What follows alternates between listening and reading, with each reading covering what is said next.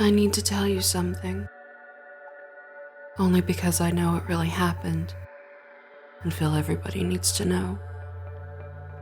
I don't care if you don't believe me. Having told you this, it satisfies me enough that I've done my part.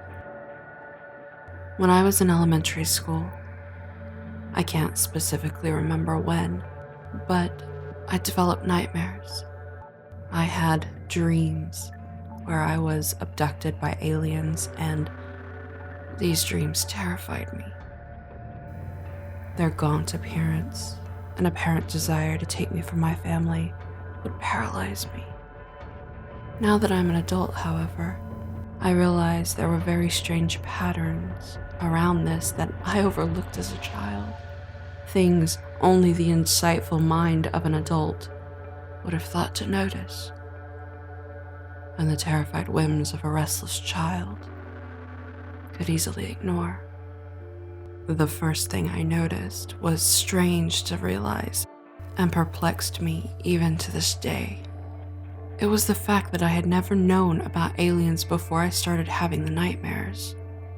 I hadn't even seen E.T. yet, which was obviously a bit strange for my age, but it was the truth. We didn't even own the movie at the time. This is the thing that worries me even now. How could I have nightmares about an idea I shouldn't have known existed? The second thing I can remember about those early years is perhaps the more frightening, and is in fact the reason I am here, telling this story today. My nightmares have returned, and as I'm sure you've guessed, I have reason to believe they are credited to real events. That dreadful night, that horrible and awful night, I want so desperately to forget. Before I go further into that night, I should probably briefly give you a little background. My name isn't necessary, and I don't think it matters what I look like, but my family was starting to find its feet. I had both my parents around and doing the best they could for two young children. I was probably 7 or 8, considering my sister was able to walk at the time, and is about 5 years younger than me. I slept on the top bunk in our room, and I would often stay up late at night.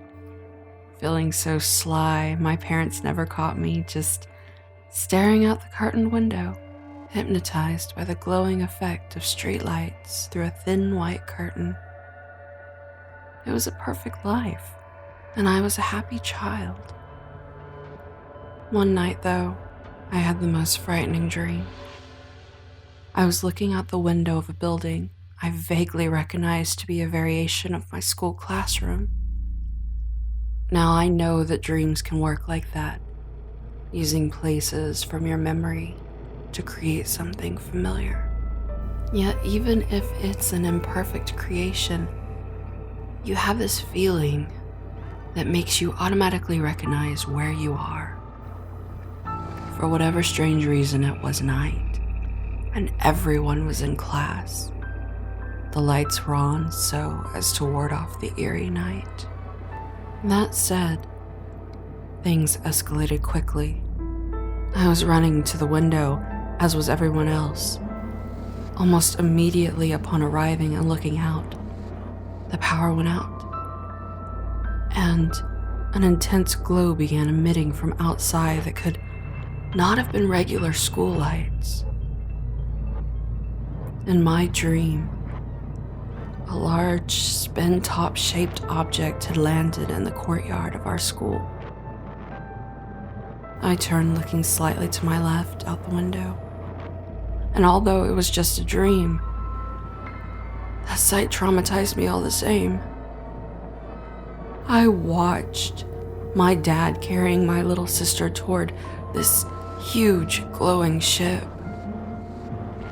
I can't remember all the details of how it happened, and can only recall this happening because I feel it, like a sixth sense, or perhaps a repressed memory. I have this memory, an overwhelming feeling of grief as I watch the doors on the alien shuttle open and several short gray beings kill my father as he handed over my sister. I can't remember what happened to her. I've always assumed she was taken aboard the ship, but I suppose I don't want to know if that isn't true. If maybe a worse fate was bestowed upon her. I must have screamed over my fear because the aliens turned to look at me through the window. At least, I think that's why. The next thing I remember is they burst into the room and come right for me. That's what I dreamed. That's what reoccurred in my nightmares every few nights for about 5 years.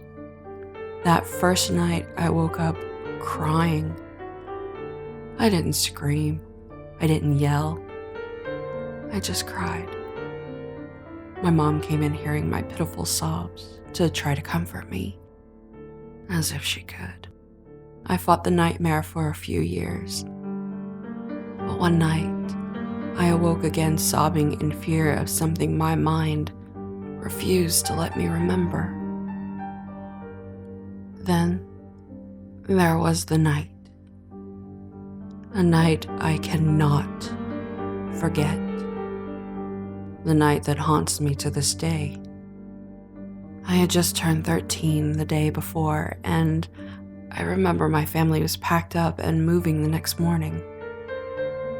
As a result, I was sleeping on the floor, and even though it was carpet, it was absolutely uncomfortable to be on the ground, and I wasn't having an easy time of getting to sleep.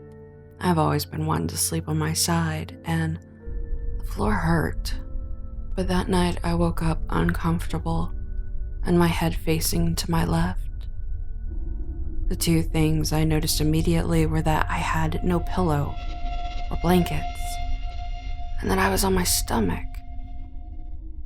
Uncomfortable, I tried adjusting by lifting up and twisting my body to the side. As I lifted my head in anticipation of this action, however, I met a startling halt. Something was above my head and pushed it back down onto the floor.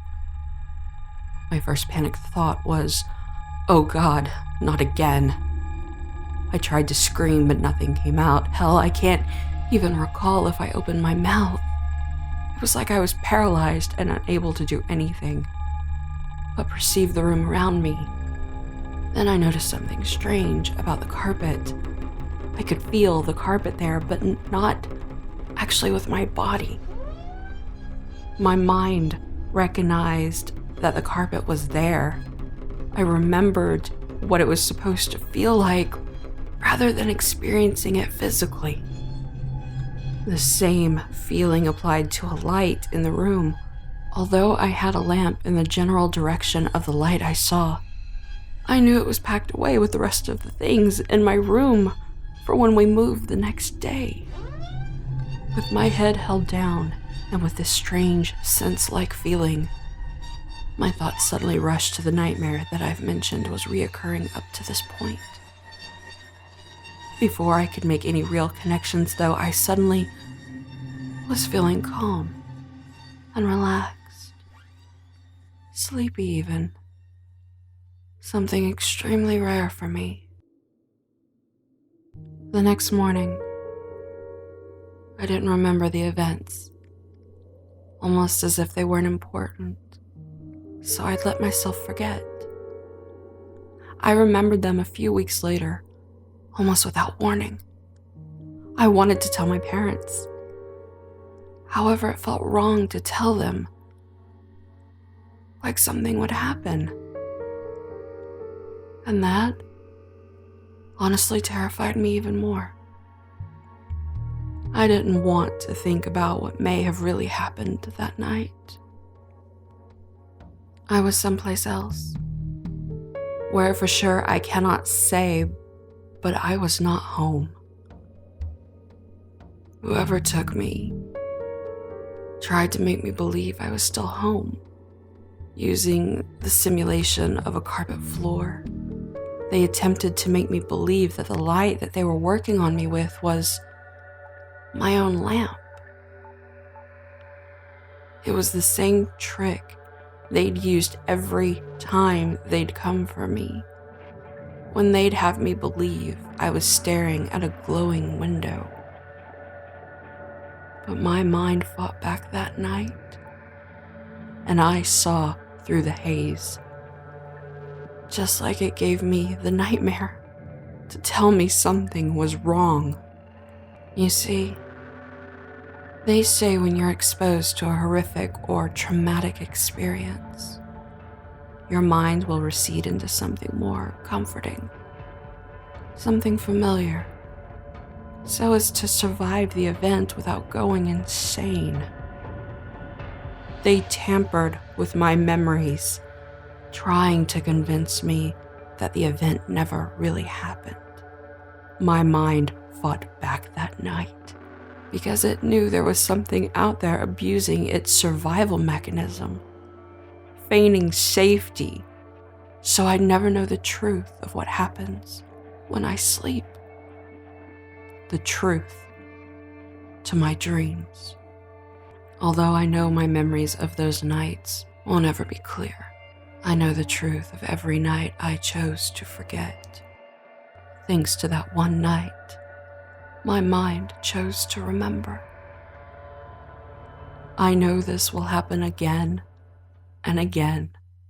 I doubt I'm a special case, and realistically, I doubt I'm the only one.